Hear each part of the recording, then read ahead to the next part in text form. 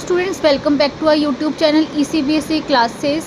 ये आज मैं लेकर आई हूँ आपके लिए क्लास 7 का हाफ ईयरली एग्ज़ाम का मैथ्स का सैम्पल पेपर। ये DOE ने जो सैम्पल पेपर रिलीज़ किया है, ये उसमें से एक पेपर है। तो सबसे पहले देखते हैं कि आपको फर्स्ट पेज में क्या लिखा है। तो सबसे फर्स्ट पेज में आपको सारे इंस्ट्रक्शंस दिए गए हैं कि कितने मार्क्स के सारे क्वेश्चंस होने वाले हैं। तो आप जब सॉल्यूशन करें तो अकॉर्डिंगली मार्क्स आप क्वेश्चंस को सॉल्व करिएगा। अब आपका आता है सबसे फर्स्ट सेक्शन ए। इसके अंदर आपको मल्टीपल चॉइस क्वेश्चंस दे रखे हैं। तो आपको इस स्लाइड के अंदर जो क्वेश्चंस दिख रहे हैं उसका सबका सॉल्यूशन आपको नेक्स्ट स्लाइड के अंदर मैंने शेयर करा है। तो डिटेल सॉल्यूशन है हर एक क्वेश्चन का। फर्स्ट क्वेश्चन में आपको पूछा गया था कि -4 × 4 के राइट साइड में कौन सा नंबर आएगा। तो सारे ऑप्शंस के अंदर जो सबसे करेक्ट ऑप्शन है वो आपका -16 है। देन नेक्स्ट में आपको रेंज पूछा गया है। रेंज का फॉर्मूला क्या होता है? Maximum minus minimum. इस क्वेश्चन में जो मैक्सिमम वैल्यू है वो क्या है? 21 एंड मिनिमम 3। तो अगर आप इनका सब्ट्रैक्ट करेंगे तो आंसर क्या आएगा? 18। तो ऑप्शन हो गया सी। नाउ थर्ड क्वेश्चन, इसके अंदर पूछा गया था कि कौन से एक्सप्रेशन के अंदर जब आप x की वैल्यू 5 रखेंगे तो आंसर मैच करेगा। तो इसके अंदर ऑप्शन है आपका सी। नाउ फोर्थ क्वेश्चन, इसके अंदर आपको कॉम्प्लीमेंट पूछा है 79 का। कॉम्प्लीमेंट का मतलब क्या होता है? आपको जो 90 डिग्री का एंगल के इक्वल वैल्यू लेकर आनी है। तो अगर आप 90 में से 79 माइनस करेंगे तो क्या आंसर आएगा? 11। इसलिए जो कॉम्प्लीमेंट एंगल होगा 79 का वो होगा 11। नाउ आपका question 5th 6th 7th 8th and 9, इनका सॉल्यूशन आपकी नेक्स्ट स्लाइड में दे रखा है। तो सबसे पहले आप क्वेश्चन देख लीजिए। जो आपका 5th क्वेश्चन है उसके अंदर पूछा जा रहा है इसमें से कौन सा ऐसी वैल्यू है जो x के एडिटिव इन्वर्स हो। एडिटिव इन्वर्स क्या है? जैसे x दे रखा है तो उसका अपोजिट साइन, जैसे x है तो -x दे रखा है तो +x। तो आपको इन ऑप्शंस के अंदर से चूज़ करके बताना है इनमें से कौन सा आंसर के अंदर x की वैल्यू -x के इक्वल आएगी। तो इसके अंदर आपका फर्स्ट ऑप्शन ही है जिसका वैल्यू -x आएगी। नेक्स्ट क्वेश्चन क्या है? उसके अंदर पूछा है सर्कमफ्रेंस ऑफ अ सर्कल क्या है। तो सर्कमफ्रेंस ऑफ अ सर्कल क्या होता है? 2πr। तो 2πr मतलब जो 2r है उसका मतलब क्या होता है? डायामीटर। और पाई d भी हो सकता है और 2πr भी हो सकता है। तो आप इसके अंदर जो ऑप्शन सी है उसके अंदर देख सकते हैं <3 टाइम्स ऑफ इट्स डायामीटर। तो जो आपकी वैल्यू होती है वो डायामीटर के 3 टाइम्स कम होती है। नेक्स्ट क्वेश्चन है out of following which is 3D figure. तो आप इसके अंदर ऑप्शन बी देखेंगे तो स्फीयर जो है वो 3D फिगर होता है। 3D फिगर मतलब होता है जिसके अंदर 3 एक्सिस के ऊपर डायमेंशन शो होता है। तो जैसे स्फीयर हो गया, क्यूबॉइड हो गया, क्यूब्स हो गया, ये सारे के सारे क्या हैं? आपके 3D स्ट्रक्चर है। अब आपका नेक्स्ट क्वेश्चन है उसमें पूछा जा रहा है कि if 2 supplementary angles are in a ratio 1:2 then the bigger angle is. पहली बात तो सप्लीमेंट्री एंगल्स क्या होते हैं? देखिए यहाँ पे मैंने आपको एक डायग्राम शो किया है। जो इसके अंदर आपके 2 एंगल शो हो रहे हैं वो आपका क्या है? Supplementary angle. और सप्लीमेंट्री एंगल का सम क्या होता है? 180 के इक्वल। इससे आपकी x की वैल्यू आ जाएगी।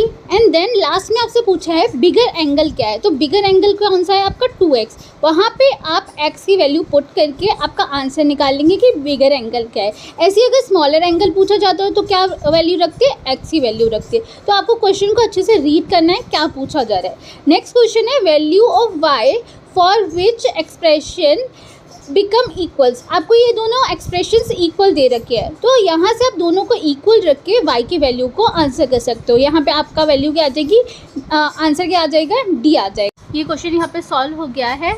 आगे बढ़ने से पहले मैं आप लोगों को ये बताना चाहती हूँ कि मैंने हमारे यूट्यूब चैनल ECBSE क्लासेस पे बाकी सारे सब्जेक्ट्स के भी सैम्पल पेपर अपलोड कर दिए हैं। और अगर नहीं किए हैं तो मैं आगे करने वाली हूँ। तो आप जाके प्लीज़ हमारे यूट्यूब चैनल को सब्सक्राइब कर लीजिए। आने वाली वीडियोज़ के अंदर आपके सारे सब्जेक्ट्स के क्वेश्चन पेपर होने वाले हैं विथ सॉल्यूशन। ऐसा कोई भी क्वेश्चन पेपर नहीं होगा जिसके आपको सॉल्यूशन नहीं मिलेंगे। साथ ही साथ मैं कोशिश करूँगी कि आपको मैं इंपॉर्टेंट क्वेश्चंस भी प्रोवाइड करूँ। तो जल्द से जल्द आप चैनल को सब्सक्राइब कर लीजिए। एक आगे आने वाली वीडियोस आपके लिए इम्पॉर्टेंट होने वाली है। तो अब हम नेक्स्ट क्वेश्चन पे देखते हैं कि हमारा क्वेश्चन क्या है। अब आपके लास्ट 3 MCQs है और सेक्शन बी स्टार्ट हो रहा है। तो आपका 10th क्वेश्चन क्या है, आपको एक वायर को स्क्वायर शेप में बेंड करना है और फिर उसी को एक सर्कल में बेंड करना है। तो आपको स्क्वायर की साइड दे रखी है, आपको उसकी साइड से आपको पहले क्या निकालना है, पेरीमीटर। तो जो पेरीमीटर होगा, चाहे वो स्क्वायर का होगा चाहे वो सर्कल का होगा, दोनों का इक्वल होगा। तो जब आप पेरीमीटर ऑफ स्क्वायर निकालोगे उसको आप सर्कल के सर्कमफ्रेंस के इक्वल रखोगे, वहाँ से आप रेडियस जो आपको पूछी जा रही है आप उसको फाइंड कर सकते हैं। नेक्स्ट क्वेश्चन है, area of right angle triangle दे रखा है, उसके अंदर स्मॉलेस्ट साइड दे रखी है एंड देन हाइपोटेनियस पूछी जा रही है। यहाँ पे आप सबसे पहले क्या करोगे, एरिया ऑफ ट्राइंगल लगाओगे। वो उसका फॉर्मूला क्या होता है, 1/2 बेस इंटू हाइट। यहाँ से आप हाइट निकालोगे, जो हाइट है वो किसके इक्वल है, आपके परपेंडिकुलर के इक्वल। तो आप उसका परपेंडिकुलर का और बेस का यूज़ करके आप यहाँ पे हाइपोटेनियस निकाल सकते हो। तो हाइपोटेनियस कैसे निकालोगे, हाइपोटेनियस के लिए फॉर्मूला होता है, एक थ्योरम है पाइथागोरस थ्योरम। तो उसका फॉर्मूला क्या है, h² = p² + b²। तो यहाँ से आप हाइपोटेनस निकाल सकते हैं। देन आपका नेक्स्ट क्वेश्चन है, which of the following pair is supplementary. तो मैंने आपको पहले ही बताया था सप्लीमेंट्री एंगल्स क्या होता है, जिसका सम 180 के इक्वल है। तो आप इन सारे ऑप्शंस का टोटल करके देखिए किसके अंदर 180 आ रहा है। तो आपका इसके अंदर ऑप्शन क्या है, सी। अब आपका सेक्शन बी स्टार्ट हो रहा है, उसके अंदर पूछा जा रहा है, draw all lines of symmetry for following figure. आपको जो क्वेश्चन के अंदर फिगर दे रखा है उसके अंदर जितनी भी सिमेट्रिकल लाइंस बन सकती है तो वो बनाना है। तो इसके अंदर कितनी सिमेट्रिकल लाइंस बन सकती है, ओनली 2। तो अगर आपको पता नहीं है सिमेट्री का क्या होता है, सिमेट्री मतलब होता है ऐसा कुछ भी बनाना जिसके थ्रू एक डायग्राम या एक स्ट्रक्चर 2 इक्वल पार्ट में डिवाइड हो जाए। तो जो आपको शेप दे रखा है उसमें आप 2 लाइन ऑफ सिमेट्री बना सकते हो, जिसकी वजह से वो पूरा का पूरा स्ट्रक्चर 2 इक्वल पार्ट्स में डिवाइड होगा। अब हम नेक्स्ट क्वेश्चन पे आते हैं। 3rd, 4th, 5th, 6th and 7th ये सारे के सारे क्वेश्चन आपके सेक्शन बी का पार्ट है। तो आप क्वेश्चन देखेंगे तो क्वेश्चन के अंदर पूछा जा रहा है, find the value of X. ये आपका लाइंस एंड एंगल्स का क्वेश्चन है। तो अगर आपको सारे एंगल्स पता है, complementary, supplementary, alternate angle, opposite angle, तो आप इस क्वेश्चन का आंसर दे सकते हैं। तो अकॉर्डिंग टू क्वेश्चन इस डायग्राम के अंदर आपको कॉरस्पॉन्डिंग एंगल दे रखे हैं, और कॉरस्पॉन्डिंग एंगल्स क्या होते हैं, वो हमेशा इक्वल होते हैं। आपने कॉरस्पॉन्डिंग एंगल निकाल लिया। अब जो आपको कॉरस्पॉन्डिंग एंगल आया है और जो एक्स है उनके बीच में क्या रिलेशन बन रहा है, लीनियर पेयर का। तो लीनियर पेयर क्या होता है, 180 के इक्वल। देन आप एक्स की वैल्यू फाइंड करेंगे, 180 माइनस एक्स, तो आपकी एक्स की वैल्यू आ जाएगी 70। नाउ नेक्स्ट क्वेश्चन है, express the following statement in a equation. तो क्या लिखा है, 15 subtracted from a twice a number gives 3। तो जब ट्वाइस, थ्राइस, टाइम्स ये सब दे रखा होता है उसका मतलब है आपको मल्टीप्लाई करना है। तो आपको नंबर बोला है तो आप पहले अज्यूम करोगे वो नंबर क्या है, कोई भी वेरिएबल x, y, z कुछ भी आप मान लेंगे। आपको यहाँ पे n लिया गया है, तो आपका जो नंबर हो गया वो क्या है, n। फिर बोला जा रहा है ट्वाइस अ नंबर मतलब 2n, उसमें से क्या सब्ट्रैक्ट करना है, 13 सब्ट्रैक्ट करना है। और वो पूरी इक्वेशन किसके इक्वल आ जाएगी, 3 के। तो आप इसको अगर लिखेंगे तो क्या आ जाएगा, 2n - 13 = 3। अब इसका जो और पार्ट है उसके अंदर आपको सॉल्व करने के लिए बोला जा रहा है। तो इसके अंदर भी क्या इक्वेशन दे रखी है आपकी, 10p + 10 = 100। तो सबसे पहले आप इसके अंदर जो भी प्लस, माइनस या मल्टीप्लाई या डिवाइड में कुछ भी दे रखा होता है तो आप उसको सॉल्व करिए। तो यहाँ पे आपको दे रखा है प्लस, तो जो प्लस वाला वैल्यू है वो हमेशा अपोजिट साइड में जाके क्या हो जाती है, रिवर्स। तो प्लस का क्या आएगा साइन, माइनस, माइनस का प्लस, मल्टीप्लाई का डिवाइड, डिवाइड का मल्टीप्लाई। तो यहाँ पे प्लस दे रखा है तो आप जब अपोजिट साइड में ले जाएंगे इक्वल्स टू के, तो वो क्या हो जाएगा, माइनस। अब आपने 100 - 10 किया तो क्या आ गया, 90। अब आप देख रहे हैं 10p क्या है, मल्टीप्लाई में है। तो जब आप इसको सॉल्व करेंगे तो ये अपोजिट साइड में जाके, इक्वल्स टू के साइड में जाके ये क्या हो जाएगा, कन्वर्ट अपोजिट साइड, मतलब मल्टीप्लाई का क्या हो जाएगा, डिवाइड। तो आप यहाँ पे क्या करेंगे, 90 / 10, तो p की वैल्यू क्या आ गई, 9। नेक्स्ट क्वेश्चन है 5, मीन्स फाइंड करना है। मीन का मतलब होता है जितनी भी वैल्यूज़ दे रखी है उनका सम करिए, डिवाइडेड बाय जितनी ऑब्जर्वेशन है उससे डिवाइड करिए। अब इस क्वेश्चन के अकॉर्डिंग क्या करेंगे, तो सारी पहले वैल्यूज़ को ऐड कर लीजिए एंड ऑब्जर्वेशन काउंट करिए। तो यहाँ पे आपकी ऑब्जर्वेशन कितनी दे रखी, 8। तो आपको जो टोटल सम आया है उसको 8 से डिवाइड कर दीजिए, तो आपकी मीन आ जाएगा और इसके अंदर मीन की वैल्यू क्या है, 50। अब आपको नेक्स्ट क्वेश्चन के अंदर दे रखा है difference between level A and B. तो आपको पहले लेवल ए क्या बोला जा रहा है, 1800 मीटर अबव सी लेवल। तो जो ए की वैल्यू है वो क्या है, 1800। Now B is 700 metre below sea level. Below बोला जा रहा है ना, उसका मतलब क्या हो गया आपका निगेटिव। जो वैल्यू मैग्नीट्यूड दे रखा है उसका अपोजिट साइन। तो आपको इन दोनों का डिफरेंस निकालना है। तो क्या हो जाएगा, 1800 माइनस ब्रैकेट माइनस 700। तो यहाँ पे वैल्यू क्या आ गई आपकी, वैल्यू आ गई आपकी 2500। इसके अंदर प्रॉपरली नहीं लिखा हुआ है, वैल्यू है 2500। नेक्स्ट क्वेश्चन में आपसे मोड एंड मीडियन पूछा है। पहले आपको मोड पता होना चाहिए। मोड का मतलब क्या होता है, जिस भी आपको वैल्यूज़ दे रखी है उसमें सबसे ज़्यादा रिपीटेड होने वाला नंबर। तो आप पहले इसके अंदर क्या करेंगे, इसको असेंडिंग ऑर्डर में अरेंज करेंगे, तो आपके लिए क्वेश्चन को सॉल्व करना ईजी हो जाएगा। जब आपने क्वेश्चन को अरेंज किया असेंडिंग ऑर्डर में, तो आप देखेंगे उसके अंदर जो सबसे ज़्यादा रिपीटेड नंबर है वो क्या है। इस क्वेश्चन में क्या है, रिपीटेड नंबर 14 है। तो आपका मोड क्या हो जाएगा यहाँ पे, 14। तो अब आपको निकालना है मीडियन। तो मीडियन का मतलब होता है मिडिल वैल्यू। मिडिल वैल्यू जब आप ऑड वैल्यूज दे रखी होती है तो आप उसके अंदर जो मिडिल वैल्यू है वो लिखते हैं। तो आपने जब इसको असेंडिंग ऑर्डर में अरेंज किया था तो आप इसके अंदर देख रहे हैं मिडिल वैल्यू, मतलब 5th नंबर पे जो वैल्यू है वो क्या है, 14। तो आपका मीडियन क्या हो गया इस क्वेश्चन में, 14। अब हमारा सेक्शन सी स्टार्ट होता है। तो आपका 8th क्वेश्चन में सबसे पहले आपको सर्कमफ्रेंस ऑफ अ सर्कल दे रखा है। इसका यूज़ करके आप रेडियस और एरिया निकालेंगे। तो सर्कमफ्रेंस ऑफ अ सर्कल क्या है, 2πr। तो यहाँ से आप रेडियस निकालेंगे। रेडियस के लिए आप पाई की वैल्यू रखेंगे 3.14। तो इसके बाद एरिया का फॉर्मूला यूज़ करके πr² यूज़ करके आप एरिया ऑफ सर्कल निकाल लेंगे। यानी इसका जो और पार्ट है उसके अंदर आपको रेडियस दे रखी है व्हील की 28 सेंटीमीटर से 352 मीटर तक। तो सबसे पहले आप इसको कन्वर्ट करेंगे सेंटीमीटर में एंड देन सर्कमफ्रेंस निकालेंगे। एंड जब सर्कमफ्रेंस निकालने के बाद आपको रोटेशन निकालने के लिए बोला जाएगा। तो अब आप रोटेशन निकालने के लिए क्या करेंगे, जो 352 मीटर को कन्वर्ट किया था सेंटीमीटर में उसको डिवाइड करेंगे जो आपकी सर्कमफ्रेंस आई है उससे।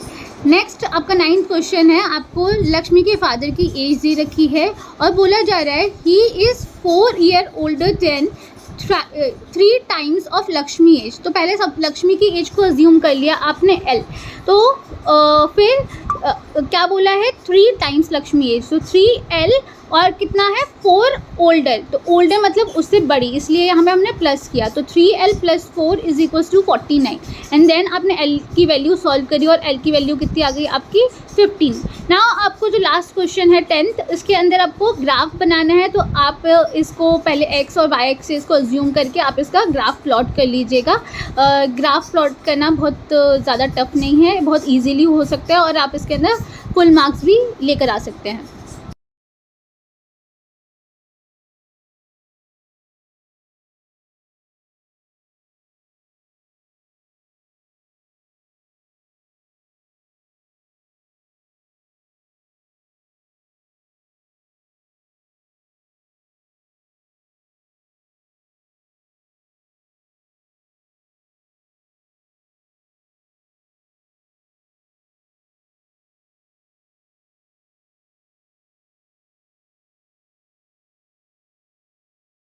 यहाँ से आपका सेक्शन डी स्टार्ट होता है। इसके अंदर आपके 3 क्वेश्चन है जो 5 मार्क्स के हैं। तो सबसे पहले जो आपको क्वेश्चन दे रखा है उसके अंदर बोला जा रहा है people of Sundargram planted trees in a village. इसके अंदर आपको लीनियर इक्वेशन बनानी है। तो आप पहले फ्रूट्स को मान लीजिए x एंड नॉन फ्रूट्स को क्या बोलेंगे, 3x + 2 = 77 एंड x की वैल्यू फाइंड कर लेंगे। तो यहाँ पे आपको फ्रूट्स की वैल्यू पता लग जाएगी। नेक्स्ट आपका मैच द कॉलम वाला क्वेश्चन है। तो आप इसको ईजिली अच्छे से देख के सॉल्व कर लीजिएगा। करने के बाद आप आंसर इसके अंदर चेक कर सकते हैं। नेक्स्ट आपका 12th क्वेश्चन है। आपको लाइंस एंड एंगल्स का, इसको अच्छे से देखिए, आपको क्या क्या एंगल्स दे रखी है और उसको फाइंड करने की कोशिश करिए। तो सबसे पहले आपको L और M पैरेलल दे रखा है और A और B की वैल्यू फाइंड करने के लिए बोला जाए। अब यहाँ पे आपको देख रहे हो कि ए और 85 ऑल्टरनेट इंटीरियर एंगल है। तो ऑल्टरनेट इंटीरियर एंगल्स क्या होते हैं, वो इक्वल होते हैं। तो ए की वैल्यू आ गई यहाँ से। नेक्स्ट आपको b + 132 क्या है, आपका सप्लीमेंट्री एंगल। तो आप b + 132 = 180 रखेंगे तो आपकी यहाँ से b की वैल्यू भी आ जाएगी। नाउ आपका 13th क्वेश्चन है। इसके अंदर आपको सारे फिगर्स के अंदर लाइन ऑफ सिमेट्री बतानी है, क्या क्या बनेगी। तो बोला जा रहा है एच के अंदर कैसी लाइन ऑफ सिमेट्री बनेगी। तो इसके अंदर 2 लाइन ऑफ सिमेट्री बनेगी, एक वर्टिकल एंड एक हॉरिजॉन्टल। नेक्स्ट हार्ट शेप के अंदर देखेंगे तो आप वर्टिकली ही एक लाइन ऑफ सिमेट्री बना सकते हैं। देन एरो के अंदर कोई लाइन ऑफ सिमेट्री नहीं होगी। एरो हेडेड एक अनसिमेट्रिक स्ट्रक्चर होता है, इसलिए इसके अंदर 0 लाइन ऑफ सिमेट्री होगी ना। अब आपको चैप्टर 1 इंटीजर का one of the most important question आ गया है। तो आप पहले इस क्वेश्चन को अच्छे से रीड करिए। आपको बोला जा रहा है कि करेक्ट क्वेश्चन के +5 और इनकरेक्ट क्वेश्चन के -5 मिलेंगे। तो और अनअटेम्प्टेड क्वेश्चन के 0 मार्क्स हैं। फिर दिया है कि रिया ने 12 क्वेश्चंस का आंसर दिया है टोटल, और उसमें से 8 करेक्ट हुआ है। और अब आपको एक एक करके सारे क्वेश्चंस दिए हुए हैं। तो आप देखेंगे फर्स्ट क्वेश्चन के अंदर बोला जा रहा है रिया ने कितने क्वेश्चंस का करेक्टली आंसर दिया है। तो आपको 8 क्वेश्चंस का करेक्ट आंसर दिया है और हर एक क्वेश्चन पे कितने मार्क्स मिलने वाले हैं, 5 मार्क्स मिलने वाले। तो टोटल करेक्ट मार्क्स कितने हो गए, 8 × 5 = 40। नाउ इनकरेक्ट क्वेश्चन के मार्क्स कितने हो जाएंगे। तो इनकरेक्ट कितने क्वेश्चन हो जाएंगे, 12 - 8 = 4। तो 4 क्वेश्चन उसने गलत करे हैं। तो 4 इनकरेक्ट क्वेश्चन के मार्क्स कितने हो जाएंगे, 4 × -2 = -8। अब आपको टोटल स्कोर निकालना है। तो आप इसका पहले आंसर निकालिए और मुझे कमेंट करिए कि क्या आंसर आएगा इसका। मैं भी देखना चाहती हूँ कितने बच्चों ने इसका आंसर सही दिया है। लास्टली इसके अंदर जो और पार्ट है वो देखते हैं क्या है क्वेश्चन। अब यहाँ पे जो आपको ऊपर क्वेश्चन दे रखा है उसके अंदर थोड़ा सा चेंजेस करे और पार्ट में बोला है 12 क्वेश्चन के अंदर उसने 7 करेक्ट दिए हैं। तो टोटल स्कोर क्या होगा। तो इसका भी आंसर मुझे आप ही लोगों से चाहिए। मुझे आंसर शेयर करिए। जिसका भी आंसर सही है वो कमेंट बॉक्स के अंदर अपना अपना आंसर ज़रूर बताइएगा। आंसर बाद में जाके चेक करिएगा। अब आपका क्वेश्चन 5th आ जाता है डाटा हैंडलिंग में से। तो आपको पहले इस ग्राफ को अच्छे से स्टडी करना है और इनके आंसर देना है। तो पहला क्वेश्चन पूछा जा रहा है which game was preferred by the maximum number of the students. तो आप इसके अंदर सबसे ज़्यादा हाई पीक का ग्राफ किसके अंदर देख रहे हैं, लूडो के अंदर। नेक्स्ट बोला जा रहा है which game was least preferred by the student. तो सबसे कम ग्राफ किसका है, चेस का, इसलिए लेस प्रेफर्ड वो हो जाएगा। Next total number of students who preferred both. तो आप इसको ग्राफ के अंदर अच्छे से स्टडी करिए और मुझे इसका आंसर बताइए। मैंने आपको इसका आंसर शेयर नहीं किया है। जिसने इसका आंसर सही दिया उसके लिए एक बहुत स्पेशल सरप्राइज़ होने वाला है। कमेंट करिए, मैं देखती हूँ कौन आंसर इसका सही देता है और उसके लिए एक स्पेशल गिफ्ट ज़रूर मिलेगा। कमेंट करना मत भूलिएगा। आप लोगों के लिए एक स्पेशल गिफ्ट वेट कर रहा है और 100% उसको गिफ्ट मिलेगा जो इसका आंसर सही देगा। ऐसा नहीं है कि एक ही को मिल सकता है, जितने बच्चे सही आंसर देंगे उन सबको गिफ्ट मिलेगा। तो मुझे आंसर ज़रूर चाहिए। नाउ अब आपका पूरा पेपर का लास्ट क्वेश्चन आ रहा है। तो ये आपका एरिया और सर्कमफ्रेंस से क्वेश्चन है। आपको फिगर दे रखा है, इसके अंदर आपको लेंथ और ब्रेड्थ दे रखी है। तो आपको एक एक करके क्वेश्चन को सॉल्व करना है। पहले तो आपको पेरीमीटर ऑफ अ पार्क पूछा है। पेरीमीटर ऑफ अ पार्क क्या होता है, उसके लिए आपको पहले लेंथ और ब्रेड्थ पता होनी चाहिए। लेंथ और ब्रेड्थ क्या है, 50 और 30। तो पेरीमीटर ऑफ अ रेक्टेंगल क्या होता है, 2l + b। आप इसके अंदर वैल्यू पुट करिए एंड अपना आंसर निकालिए। नेक्स्ट क्वेश्चन में बोला जा रहा है area of square flower bed. तो पहले साइड क्या है, उसके अंदर आपको स्क्वायर की वो 10 दे रखी है और एरिया ऑफ स्क्वायर क्या होता है, साइड इनटू साइड। तो यहाँ से आपका एरिया क्या आ जाएगा, 100 मीटर स्क्वायर। नाउ अब आपको रिमेनिंग पार्ट का एरिया निकालना है जब आप फ्लावर बेड को माइनस कर देंगे। तो पहले आप एरिया ऑफ पार्क निकालेंगे। तो एरिया ऑफ पार्क क्या आ जाएगा, l × b, वो आ गया 1500। और रिमेनिंग के लिए निकालने के लिए करेंगे जो आपका पार्क का एरिया आया उसको आप फ्लावर बेड के एरिया में से माइनस कर देंगे। तो आपका यहाँ पे एरिया क्या आ गया, 1400 मीटर स्क्वायर। एंड सबसे इम्पॉर्टेंट एरिया एंड पेरीमीटर वाले क्वेश्चन में 100% श्योरली यूनिट लगाना मत भूलिएगा। अगर आपने यूनिट नहीं लगाई तो आपके क्वेश्चन के अंदर मार्क्स ज़रूर डिडक्ट कर लिए जाएंगे, चाहे आपका क्वेश्चन पूरा सही क्यों ना हो। नाउ अब आपको उसका जो और पार्ट है वो क्या दे रखा है, find the sum of area of rectangular park and square flower bed. तो आपका पार्क का कितना आया था 1500 and square area of flower bed का कितना आया था 100। तो यहाँ पे कितना हो गया आपका टोटल 1600 मीटर स्क्वायर। तो सारे क्वेश्चंस के पार्ट के आंसर क्या है, perimeter of park 160 metre. Perimeter या सर्कमफ्रेंस बोला जा रहा है तो मीटर में आंसर आएगा या सेंटीमीटर में आंसर आएगा according to question. Next area बोला जा रहा है, चाहे कोई भी एरिया बोला जाए आपको मीटर स्क्वायर में या सेंटीमीटर स्क्वायर में ही लिखना है। रिमेनिंग पार्ट का एरिया है 40 मीटर स्क्वायर और सम है 1600 मीटर स्क्वायर।